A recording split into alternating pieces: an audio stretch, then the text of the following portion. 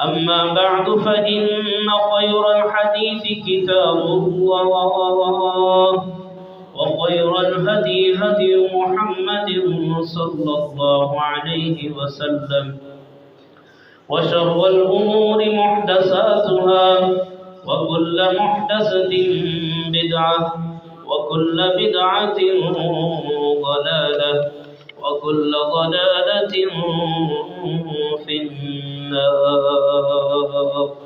قال الله سبحانه وتعالى في الكلام المجيد والفرقان الحميد: أعوذ بالله من الشيطان الرجيم.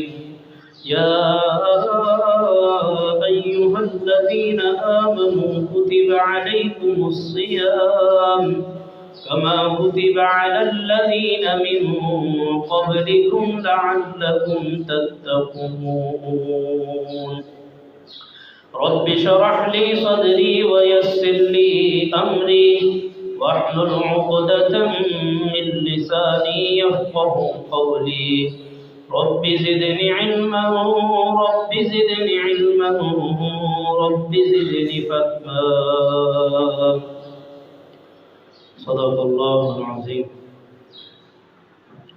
ہر قسم کی حمد و ثنا، تعریفات، تسبیحات اللہ مالک الملک کے لیے لائق اور زیبا ہے، جو رب تعالیٰ پوری کائنات کا پالنے والا، خالق، مالک، رازق، تنہا یکتا ذات ہے۔ درود و سلام امام الانبیاء، امام کائنات جناب محمد رسول اللہ صلی اللہ علیہ وسلم کی ذات اقدس پر بے شمار لا تعداد رحمت نازل فرمائے اللہ رب العالمین، صحابہ کرام رضوان اللہ علیہم اجمعین پر۔ محترم بھائیو، الحمدللہ اللہ رب العالمین کی توفیق سے یہ رمضان المبارک کا مہینہ ہمیں نصیب ہوا ہے، جو انتہائی بے حد رحمتوں اور برکتوں والا مہینہ ہے۔ اور اس مہینے میں انسان کو چاہیے کہ وہ ان چیزوں کو تلاش کرے، ان اعمال کو تلاش کرے جن کے ذریعے سے وہ زیادہ سے زیادہ نیکیاں سمیٹ سکتا ہو، اللہ کے ہاں اپنا رتبہ، اپنا مقام بلند کر سکتا ہو۔ یاد رکھیں کہ اللہ کے ہاں کسی کا کوئی رتبہ، کوئی مقام اس کے مال، اس کی دولت، اس کی شہرت یا اس کے چہرے کی بنا پر بلند نہیں ہوتا، بلکہ اس لحاظ سے اللہ کے ہاں سب انسان برابر ہیں۔ یا ایھا الناس، اے لوگو، انا خلقناکم من ذکر و انثی، بے شک ہم نے تمہیں ایک ہی مذکر اور مؤنث سے پیدا کیا ہے۔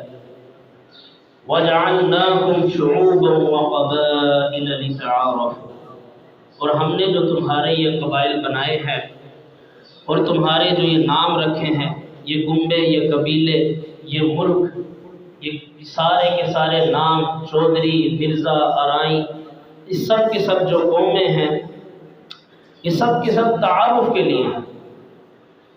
وَجَعَلْنَاكُمْ شُعُوبًا وَقَبَائِلَ لِتَعَارَفُوا، یہ تو سب کی سب چیزیں ہیں تعارف کے لیے، لہذا اس کی بنا پر کسی کو کوئی بلندی حاصل نہیں، اللہ کے ہاں اس بنا پر کسی کا کوئی مقام بلند نہیں، بلکہ سب کے سب انسان برابر ہے۔ کوئی گورا ہو، کوئی کالا ہو، کوئی عربی ہو، کوئی عجمی ہو، کوئی امیر ہو، غریب ہو، یہ کوئی چیزیں معنی نہیں رکھتی انسان کے رتبے اور مقام کو بڑھانے کے لیے، بلکہ اس لحاظ سے اللہ فرماتا ہے یہ سب کی سب چیزیں تو تعارف کے لیے۔ ایک ہی شکل کے انسان ملتے جلتے اللہ ان میں تھوڑا سا بدلاؤ رکھ دیتا ہے، اس لیے تاکہ تعارف ہو جائے۔ کوئی ملتان میں رہتا ہے ملتانی ہے، پاکستان میں رہتا ہے پاکستانی ہے، سعودیہ میں رہتا ہے تو وہ سعودی عرب میں سعودی ہے، عرب میں رہنے والا ہے عربی ہے، جو عرب کے علاوہ رہتے ہیں عجمی ہیں۔ یہ ساری کی ساری چیزیں صرف اور صرف تعارف کے لیے۔ اگر اللہ کے ہاں رتبہ اور مقام بڑھانا ہے اور اللہ کے ہاں اپنی عزت بڑھانی ہے اور واقعتاً چاہتے ہو کہ ہمارا مقام بلند ہو جائے، تو اللہ رب العالمین نے اسی آیت میں بتلایا ہے کہ اگر مقام بلند چاہیے تو ان چیزوں سے تو حاصل نہیں ہوگا۔ مال ہو، دولت ہو، نام ہو، شہرت ہو، قوموں کی بنیاد پر، ملک کی بنیاد پر، شہروں کی بنیاد پر، ان کسی بھی چیزوں کی بنیاد پر تم مقام بلند حاصل نہیں کر سکتے۔ مقام بلند چاہیے، ان اکرمکم عند اللہ اتقاکم۔ اگر اللہ کے ہاں مقام بلند کرنا ہے تو بلند مرتبے والا وہ ہے جو تم میں اللہ سے زیادہ ڈرنے والا ہے۔ جو جس قدر اللہ سے ڈرے گا وہ اس قدر بلند مقام حاصل کر لے گا۔ ان اکرمکم عند اللہ اتقاکم، جو اللہ کے سامنے جتنا زیادہ رونے والا ہے، گڑ گڑانے والا ہے، وہ اتنا ہی اللہ کے ہاں مقام والا ہے۔ اور یہ روزہ بھی ہمیں یہی چیز سکھلاتا ہے۔ اللہ رب العالمین نے جو روزے فرض کیے ہیں، روزوں کا مقصد ہی یہی ہے لعلکم تتقون، تاکہ تم متقی بن جاؤ، اللہ سے ڈرنے والے بن جاؤ، پرہیزگار بن جاؤ، اپنی آخرت کی تیاری شروع کر دو۔ اگر انسان کے اندر روزہ رکھ لینے کے باوجود بھی تقویٰ پیدا نہیں ہوتا، پرہیزگاری پیدا نہیں ہوتی، اور پھر بھی وہ اپنی نمازوں کا خیال نہیں کرتا، پھر بھی وہ اللہ رب العالمین کی ذات سے نہیں ڈرتا، پھر بھی وہ گالم گلوچ سے باز نہیں آتا، پھر بھی اگر وہ جھوٹ اور فراڈ اور دھوکے بازیوں سے باز نہیں آتا، اللہ کے ہاں ایسے روزے کی کوئی اہمیت نہیں، کوئی اوقات نہیں۔ حضرت ابو ہریرہ رضی اللہ عنہ روایت کرتے ہیں کہ رسول اللہ صلی اللہ علیہ وسلم نے ارشاد فرمایا، کم من صائم لیس له من صیامہ الا الظمأ، کتنے ہی روزے دار ہیں جو روزہ تو رکھتے ہیں لیکن انہیں پیاس کے سوا کچھ بھی حاصل نہیں ہوتا۔ یعنی ایک شخص اٹھا بھی ہے، سحری کے وقت سحری بھی کھائی ہے، سارا دن بھوکا پیاسا بھی رہا ہے، اس کے باوجود بھی سوائے اسے پیاس کے اور کوئی چیز حاصل نہیں ہوتی۔ پھر رسول اللہ صلی اللہ علیہ وسلم نے فرمایا، وَقُم مِّن قَائِمٍ لَيْسَ لَهُ مِن قِيَامِهِ إِلَّا السَّهَرَ، اور کتنے ہی قیام کرنے والے ہیں راتوں کو لیکن انہیں تھکاوٹ کے علاوہ کچھ حاصل نہیں ہوتا۔ رات کا قیام بھی کرتے ہیں، نمازیں بھی ادا کرتے ہیں، قیام اللیل کر رہے ہیں، دن میں بھوکے پیاسے بھی رہ رہے ہیں، لیکن اللہ کے ہاں ان کا کوئی رتبہ نہیں، کوئی مقام نہیں۔ اس کی وجہ یہ ہے کہ روزے کا جو مقصد تھا وہ انہوں نے حاصل نہیں کیا۔ روزے کا مقصد تھا کہ انسان برائی سے رک جائے، گناہ سے رک جائے، اپنی نمازوں کی پابندی کر لے، پرہیزگاری کو اختیار کرے اور اللہ کی قربت اختیار کرے، اللہ کے قریب آئے، روئے، گڑ گڑائے۔ روزے کا مقصد تو تھا تقوی اختیار کرنا۔ یا ایھا الذین آمنوا، اے لوگوں جو ایمان لائے ہو، کتب علیکم الصیام، ہم نے تم پر روزے فرض کیے، کما کتب علی الذین من قبلکم، جیسے تم سے پہلے لوگوں پر فرض کیے گئے تھے۔ تم سے پہلی قوموں پر بھی روزے فرض تھے، صرف تم پر فرض نہیں ہے۔ لعلکم تتقون، اصل مقصد یہ تھا کہ تم پرہیزگار بن جاؤ، متقی بن جاؤ، اللہ سے ڈرنے والے بن جاؤ۔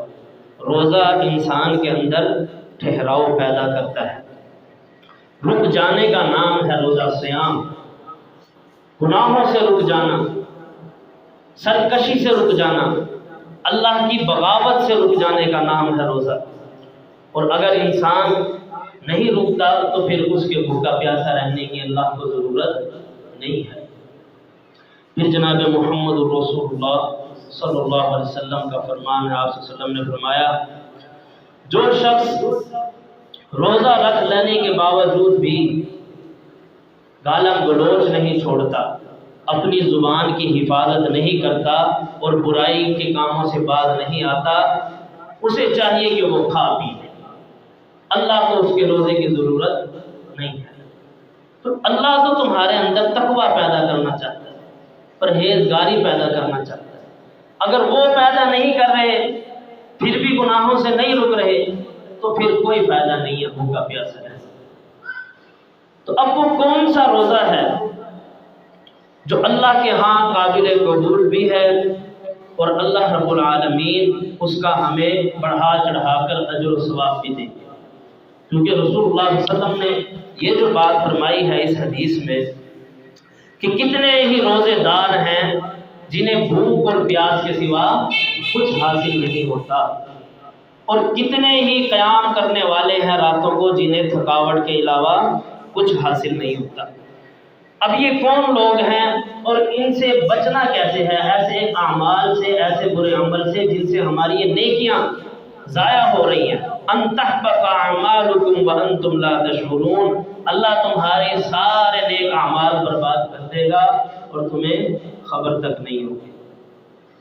اس کے پیچھے وجہ ہے کہ رسول اللہ صلی اللہ علیہ وسلم کی سنت سے ہٹ کر عمل کرنا، اپنی مرضی سے عمل اختیار کرنا۔ اب کتنے ہی لوگ ہیں جو سحری نہیں کھاتے۔ ایک تو ہوتا ہے مجبوری ہے، انسان کی کبھی ہو گیا کہ آنکھ نہیں کھلی اور وہ اٹھ نہیں سکا، اس نے سحری نہیں کی، لہذا نیت کی ہوئی تھی روزہ رکھ لیا، لیکن اسے روٹین بنا لینا، معمول بنا لینا، یہ رسول اللہ صلی اللہ علیہ وسلم کی سنت کے خلاف عمل ہے۔ جناب محمد رسول اللہ صلی اللہ علیہ وسلم فرماتے ہیں، حضرت انس رضی اللہ عنہ اس حدیث کے راوی ہیں، قال رسول اللہ صلی اللہ علیہ وسلم تصحروا فإن فی السحور برکۃ۔ رسول اللہ صلی اللہ علیہ وسلم نے فرمایا کہ تم سحری کیا کرو، اللہ رب العالمین نے سحری کھانے میں برکت رکھی ہے۔ جب رسول اللہ صلی اللہ علیہ وسلم فرما رہے ہیں کہ سحری کھانے میں برکت ہے تو یقیناً اس کے اندر بے حد فائدے موجود ہیں، چاہے ہمیں وہ نظر آئیں یا نہ آئیں، لیکن حق اور سچ یہی ہے کہ سحری کھانے میں ہی برکت ہے، اور وہ برکتیں اگر انسان اپنی عقل کا استعمال کرے تو انہیں دیکھ بھی سکتا ہے، اپنے شعور کا استعمال کرے تو انہیں دیکھ بھی سکتا ہے، اپنی بصیرت کی آنکھوں سے دیکھے تو سحری کی برکات دیکھ کر حیران رہ جائے۔ سحری کا سب سے پہلا فائدہ جو ہوتا ہے، جناب محمد رسول اللہ صلی اللہ علیہ وسلم نے جو ہمیں سحری کرنے کا حکم دیا ہے، اس کے اندر اگر ہم دیکھیں کہ فائدے کتنے موجود ہیں، سب سے پہلا فائدہ یہ ہے کہ رسول اللہ صلی اللہ علیہ وسلم کی کہی ہوئی بات کی تعمیل بھی ہو جاتی ہے اور تکمیل بھی ہو جاتی ہے۔ یہ سب سے پہلا فائدہ ہے سحری کھانے کا، کہ ہم رسول اللہ صلی اللہ علیہ وسلم کے کہی ہوئی بات پر عمل کر رہے ہیں۔ یہ بہت بڑی بات ہوتی ہے کہ آپ صلی اللہ علیہ وسلم کے طریقے پر چلنا اور آپ کی بات کو مان لینا۔ تو پہلی چیز کہ اس کی تعمیل بھی ہو جاتی ہے اور تکمیل بھی ہو جاتی ہے۔ اور سحری کرنے کا دوسرا فائدہ، حضرت عمر بن خطاب رضی اللہ عنہ فرماتے ہیں کہ عبداللہ بن عمر رضی اللہ عنہ راوی نے اس حدیث کے کہ رسول اللہ صلی اللہ علیہ وسلم نے فرمایا کہ جس گھر میں سحری کی جاتی ہے فرشتے وہاں نازل ہوتے ہیں، اس گھر میں فرشتے اترتے ہیں جس گھر میں سحری کی جاتی ہے۔ سحری کے وقت اٹھنا اس قدر بابرکت عمل ہے۔ یہ دوسرا فائدہ ہے، صرف سحری کھانے کا اٹھ کر، اور سحری کھانے کا تیسرا فائدہ اور بہت بڑا فائدہ جو ہمیں اٹھانا چاہیے اور ہم اس سے فائدہ نہیں اٹھاتے۔ جناب محمد رسول اللہ صلی اللہ علیہ وسلم کا فرمان ہے کہ اللہ رب العالمین رات کے تیسرے پہر جیسا کہ اس کی شان کے لائق ہے آسمان دنیا پر تشریف لاتے ہیں، جیسا کہ اللہ کی شان کے لائق۔ اور اللہ ندا دیتا ہے، پکارتا ہے، کون ہے مجھ سے مدد مانگنے والا، میں اس کی مدد کروں، کون ہے بھوکا پیاسا، میں اسے کھانا دوں، کون ہے بے اولاد، میں اسے اولاد عطا کروں۔ جیسا کہ اس کی شان کے لائق ہے وہ آسمان دنیا پر تشریف لاتا ہے۔ اس وقت وہ سحری کا ہی وقت ہوتا ہے، انسان اس وقت اٹھے، اپنے رب کے سامنے ہاتھ اٹھائے، جو اس کے سوال ہیں اللہ سے کرے، اللہ رب العالمین اسے عطا کرے۔ یہ کتنا بڑا فائدہ ہے سحری کے وقت اٹھنے کا کہ آسمان دنیا پر اللہ رب العالمین کی ذات تشریف لاتی ہے جیسا کہ اس کی شان کے لائق ہے۔ اور چوتھا فائدہ یہ تھا، اور پانچواں فائدہ ہے جو قرآن مجید میں بیان ہوا ہے، اللہ رب العالمین کی ذات بیان کرتی ہے، قرآن میں حکم آیا ہے، مومنین کی صفت ہے سحری کے وقت اٹھنا اور سحری کے وقت استغفار کرنا۔ سورۃ ذاریات میں اللہ رب العالمین ارشاد فرماتے ہیں وَبِالْأَسْحَارِ هُمْ يَسْتَغْفِرُونَ، اور مومنین کی صفات بیان کرتے ہوئے اللہ نے فرمایا ایک صفت ان کی یہ ہے کہ یہ سحری کے وقت اٹھ کر اپنے رب سے استغفار کرتے ہیں۔ یہ مومن کی صفت ہے کہ وہ سحری کے وقت اٹھتا ہے اور اپنے رب سے توبہ استغفار کرتا ہے۔ اور سحری کرنے کا چھٹا فائدہ یہ ہے، اب یہ وہ فائدے ہیں جو ہم صرف ایسے ہی بظاہر اپنی عقل اور شعور سے اندازہ لگا سکتے ہیں یا دیکھ سکتے ہیں قرآن و حدیث میں کہاں کہاں فائدہ بیان ہوا ہے، وگرنہ جب رسول اللہ صلی اللہ علیہ وسلم نے فرما دیا تسحروا فإن فی السحور برکۃ، کہ سحری کھاؤ، سحری کھانے میں برکت ہے، تو اس برکت کا ہم اندازہ نہیں لگا سکتے کہ وہ کس قدر بے شمار برکتیں۔ اب چھٹا فائدہ یہ ہے کہ ایک آپ اس شخص کو دیکھ لیں جو سحری نہیں کھاتا اور ایک وہ شخص جو سحری کرتا ہے، دونوں کی عبادات دیکھ لینا کہ کس کے اندر طاقت زیادہ ہے۔ جو بندہ سحری کھا کر اللہ کی عبادت کرتا ہے وہ زیادہ ذوق اور شوق کے ساتھ، ہمت کے ساتھ اللہ کی عبادت کر سکتا ہے، اللہ کے آگے قیام کر سکتا ہے، قرآن کی تلاوت زیادہ کر سکتا ہے، نڈھال دیر سے ہوگا، اس کے اندر طاقت قوت موجود ہوگی جو سحری کھائے گا۔ اور جس نے سحری نہیں کی ہوگی وہ کہے گا مجھے کچھ نہ کہو، مجھے کوئی کام نہ کہے، میں نے تو آج سحری بھی نہیں کھائی، روزہ بھی رکھا ہوا ہے، تو لہٰذا وہ عبادت میں بھی سستی کرے گا۔ اور یہ کوئی روزہ نہیں ہے کہ انسان روزہ رکھ کے سو جائے، ساری نمازیں اس کی گزر جائیں، ظہر بھی، عصر بھی، اور مغرب سے پہلے وہ اٹھ کر کہے کہ چلو افطار کا ٹائم ہو گیا، میں افطاری کر دوں۔ اس روزے کا کوئی معنی نہیں ہے، بے مقصد و بے معنی روزہ ہے۔ ایسے شخص کو چاہیے جو نیکی اختیار نہیں کرتا اور نماز کی بھی پرواہ نہیں کرتا، اسے چاہیے کہ وہ کھا پی لے، روزے کا مقصد وہ حاصل نہیں کر رہا۔ تو چھٹا فائدہ سحری کا یہ ہے کہ جو انسان سحری کھاتا ہے وہ زیادہ بہتر طریقے سے اللہ کی عبادت کر سکتا ہے، زیادہ شوق اور جذبے کے ساتھ قیام میں بھی کھڑا ہو سکتا ہے، قرآن کی تلاوت بھی وہ زیادہ کر سکتا ہے جو بندہ سحری کھاتا ہے۔ اور ساتواں فائدہ یہ ہے کہ جو شخص سحری کے وقت اٹھتا ہے اس کو فجر کی نماز بھی باجماعت حاصل ہو جاتی ہے۔ جو سحری کے وقت اٹھا ہے اسے پتہ ہے کہ میں اٹھ تو گیا ہوں، لہذا سحری کر کے اب میں نے فجر کی نماز ادا کی۔ اب اندازہ لگائیں کہ فجر کی نماز وہ بھی باجماعت اور وہ بھی رمضان المبارک کے مہینے میں کتنی برکتوں والا عمل ہے یہ۔ اسی لیے رسول اللہ صلی اللہ علیہ وسلم نے فرمایا تسحروا فإن فی السحور برکۃ، کہ تم سحری کھاؤ، اللہ رب العالمین نے سحری میں برکت رکھی ہے۔ تو سحری کے بغیر اگر انسان روزہ رکھتا ہے تو اس صورت میں جائز ہے کہ وہ مجبور تھا، اٹھ نہیں سکا، آنکھ نہیں کھلی یا کبھی ہو گیا، لیکن اس کو روٹین نہیں بنانا چاہیے۔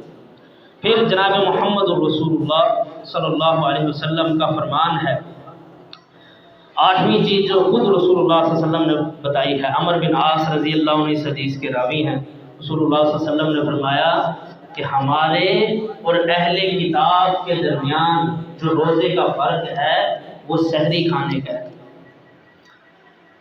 اہل کتاب سحری نہیں کرتے، سحری نہیں کھاتے،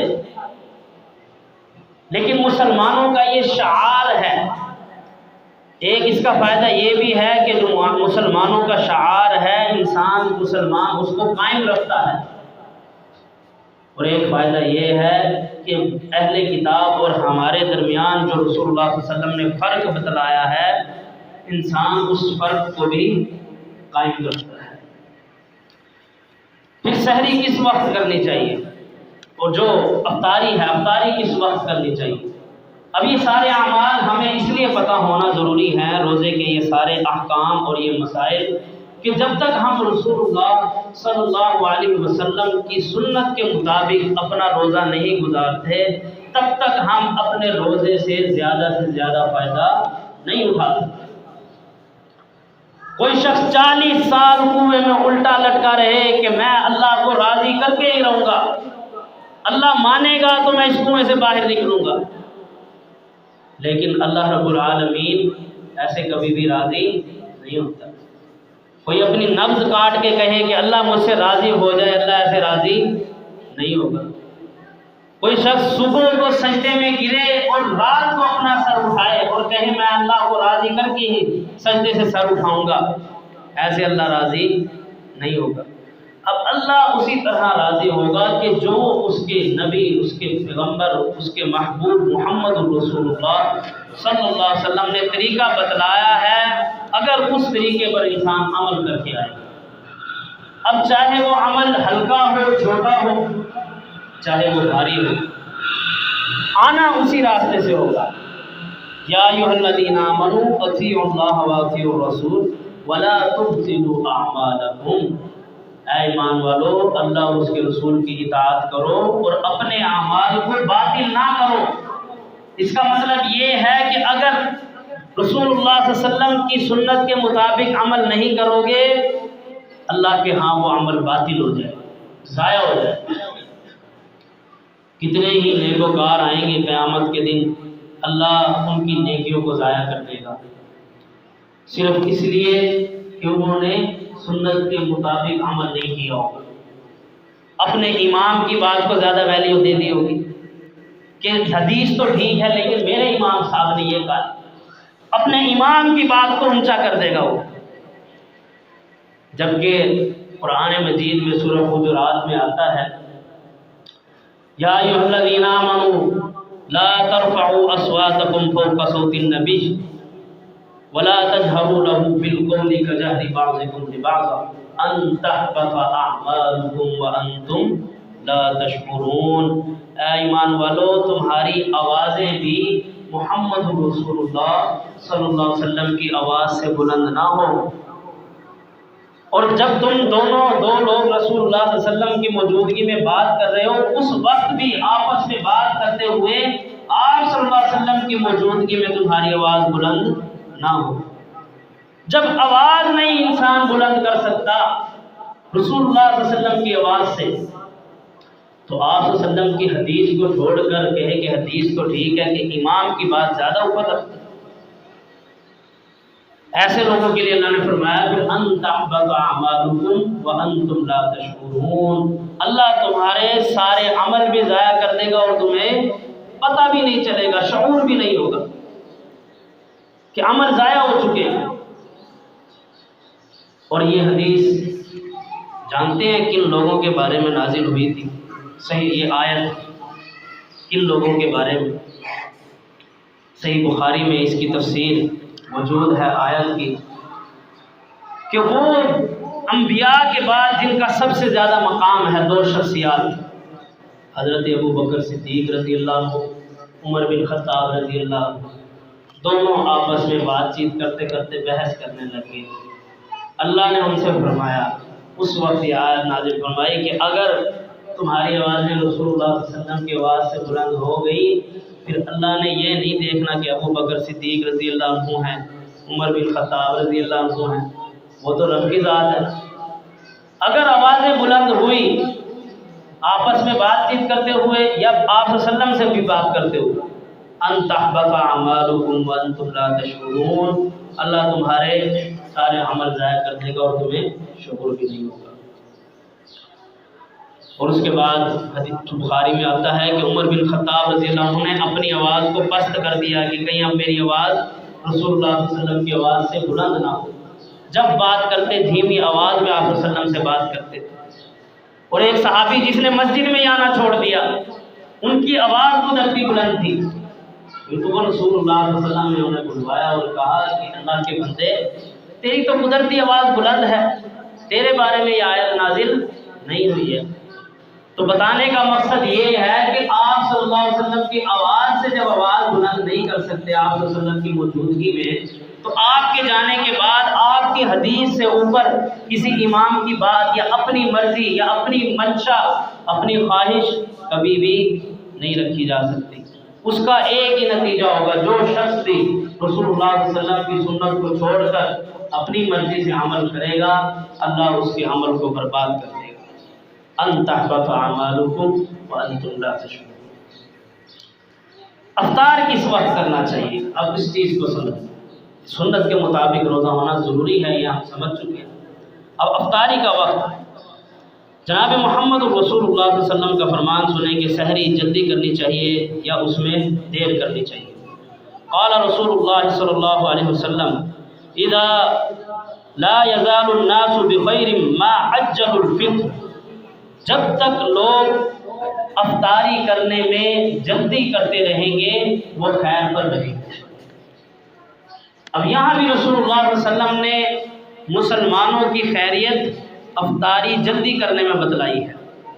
اب وہ کس قدر خیریت ہوگی ہم اس کا اندازہ نہیں لگا سکتے کہ کس قدر رسول اللہ صلی اللہ علیہ وسلم کے اس فرمان میں خیر ہے اور جلدی افطاری کرنے میں کس قدر خیر ہے، ہم اس کا اندازہ نہیں لگا سکتے۔ پھر اس کے بعد کہ سحری کتنی دیر تک انسان کھا سکتا ہے۔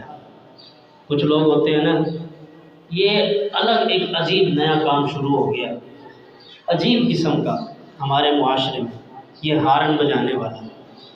لوگ مشین کا بٹن دبا دیتے ہیں اور لوگوں کو پریشان کرنا، یہ کوئی واللہ کوئی طریقہ کار نہیں۔ اب تو پھر تھوڑا سا شعور آ گیا ہے، کچھ وقت پیچھے جائیں، لوگ ڈول لے کر پھر رہے ہوتے تھے لوگوں کو اٹھانے کے لیے گلیوں کے اندر۔ میرے بھائیوں، آپ کسی کو دین کے معاملے میں اس طرح تکلیف نہیں دے سکتے، یہ جائز ہی نہیں ہے۔ آپ کسی کا دروازہ 3 بار بجانے کے بعد 4تھی بار نہیں بجا سکتے۔ یہ کام کرنا تو بہت دور کی بات ہے، جو کام آج ہم کر رہے ہیں لوگوں کو تنگ کرنے والا۔ کسی کا 3 بار دروازہ بجا دیا، رسول اللہ صلی اللہ علیہ وسلم فرماتے ہیں اگر جواب نہیں آیا تو چپ کر کے چلے جاؤ، چاہے وہ گھر میں بیٹھا ہے جواب نہیں دے رہا۔ تو اتنا بھی ہم کسی کو تنگ نہیں کر سکتے۔ دن کے وقت رسول اللہ صلی اللہ علیہ وسلم نے کسی کے گھر جانے سے منع کیا کہ کیلولے کے ٹائم جب وہ آرام کر رہا ہے اس وقت اس کے گھر نہیں جانا۔ عشاء کے بعد جانے سے منع کیا۔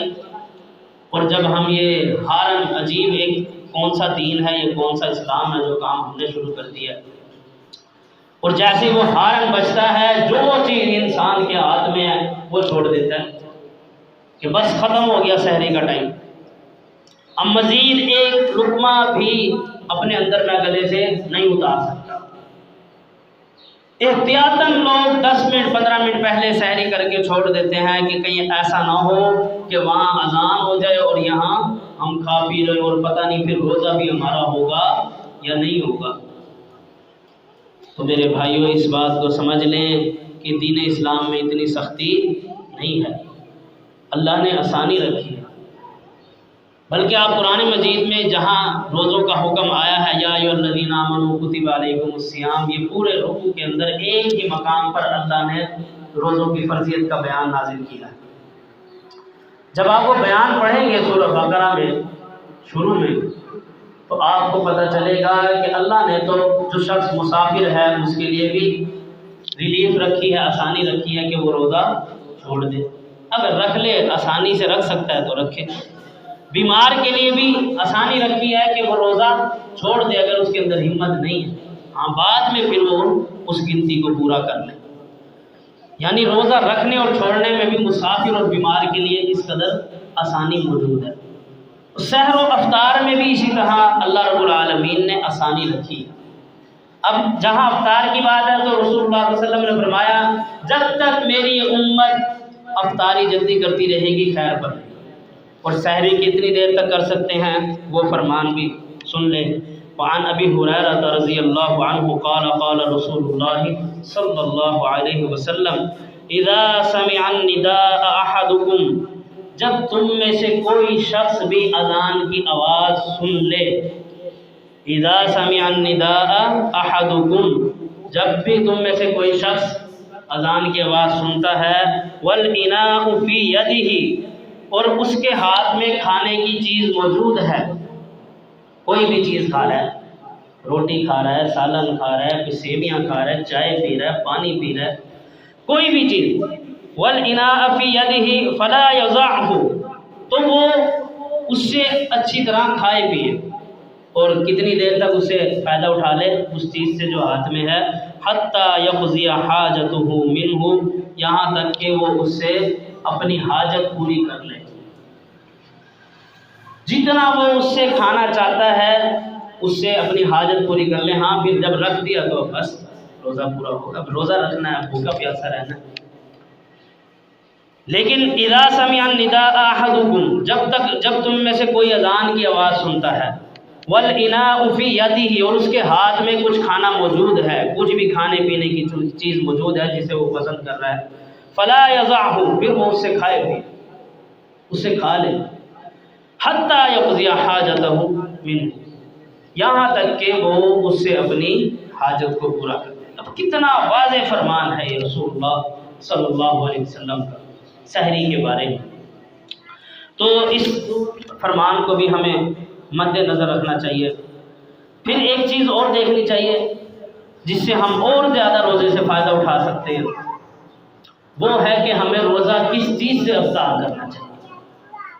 جناب محمد الرسول اللہ صلی اللہ علیہ وسلم کا فرمان ہے، قال رسول اللہ صلی اللہ علیہ وسلم اذا افطر احدکم فلیفطر علی تمر، جب تم میں سے کوئی بھی افطاری کرے تو وہ کھجور کے ساتھ افطاری کرے، سب سے پہلا اس کا کھانا کھجور ہو، اور وہ کیوں ہو، فإنہ برکۃ، بے شک اللہ رب العالمین نے اس کے اندر برکت رکھی ہے، کھجور کے اندر اللہ نے برکت رکھی ہے۔ اور اگر فإن لم یجد فلیفطر علی ماء فإنہ طہور، اگر کوئی شخص کھجور کو نہیں پاتا، اس کے پاس موجود نہیں، تو پھر وہ سادے پانی کے ساتھ افطاری کرے، کیونکہ اس کے اندر اللہ نے طہارت رکھی ہے، پاکیزگی رکھی ہے۔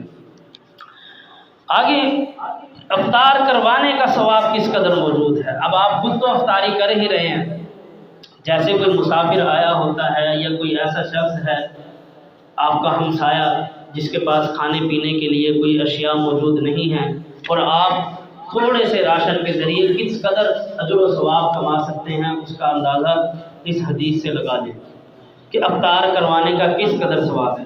ایک تو وہ روزہ جو آپ نے خود رکھا ہے، جو آپ خود عمل کر رہے ہیں، ایک وہ روزہ ہے جو آپ نے کسی کو رکھوا دیا، یا کسی کی صرف افطاری کروا دی، کھانا کھلا دیا اسے کہ اس نے اپنا پیٹ بھر کے افطاری کر لی، اور یہ کس قدر آسان عمل ہے۔ حضرت زید بن خالد رضی اللہ عنہ بیان کرتے ہیں، رسول اللہ صلی اللہ علیہ وسلم نے ارشاد فرمایا کہ جو شخص کسی روزے دار کو روزہ افطار کرواتا ہے تو اسے بھی اتنا ہی اجر و ثواب ملے گا جتنا اس روزہ رکھنے والے کو ملتا ہے، اس کے لیے بھی اتنا ہی اجر و ثواب ہے۔ یعنی صرف روزہ افطار کروا دینا اس قدر اجر و ثواب کا کام ہے۔ آپ صرف کھجوریں کسی کو لے کے دے دیتے ہیں افطاری کے لیے، کتنا زبردست پیکج ہے۔ کسی غریب کے گھر میں کھجوریں لے کے دیتے ہیں، ان کے گھر میں جتنے بھی روزے دار ہیں، جیسے ہی وہ افطاری کریں گے کھجور سے انہوں نے افطار کرنا ہے، آپ کو روزے کا اجر و ثواب مل جانا۔ آپ کسی غریب کے گھر راشن لے کے دے دیتے ہیں۔ اب یہ کوئی انصاف کا تقاضا نہیں ہے کہ انسان کے اپنے گھر ہر چیز موجود ہو اور اس کا ہمسایہ بھوکا پیاسا بیٹھا ہو۔ سب سے پہلی چیز جو اسلام سکھاتا ہے وہ انسانیت ہے، دین سکھاتا ہے وہ انسانیت ہے۔ اگر ہمارے اندر ہمارے ہمسائے کا، ہمارے مسلمان بھائی کا احساس موجود نہیں، جس کے پاس افطار کرنے کے لیے کوئی چیز نہیں ہے، تو ایسے روزے کا بھی کوئی فائدہ نہیں۔ ایسی نیکی جو انسان کے اندر دوسرے کا احساس بھی پیدا نہ کرے،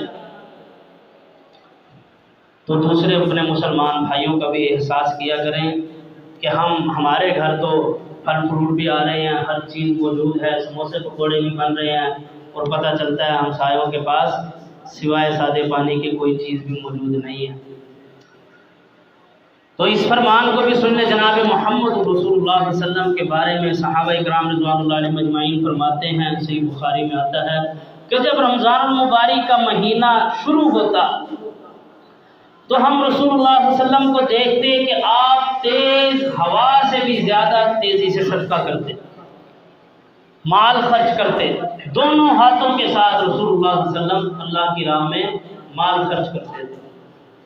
اور ایک حدیث میں آتا ہے آپ صلی اللہ علیہ وسلم جب رمضان مبارک کا مہینہ شروع ہوتا کمر بستہ ہو جاتے، اپنی کمر کو کس لیتے کہ اب اللہ کو منانے کا مہینہ، اللہ کو راضی کرنے کا مہینہ۔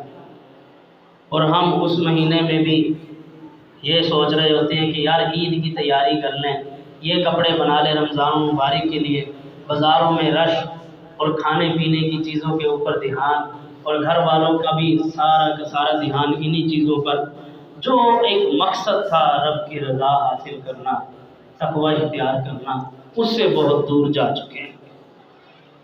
تو یہ رمضان کے مہینے میں اپنے بچوں کو بھی قریب کر کے انہیں دعائیں بھی سکھلائیں کہ افطاری کی کیا دعا ہے۔ اور اسی ضمن میں سحر و افطار کی دعا کے متعلق بھی آپ کو بتلا دیتا ہوں، سنت رسول صلی اللہ علیہ وسلم کیا ہے۔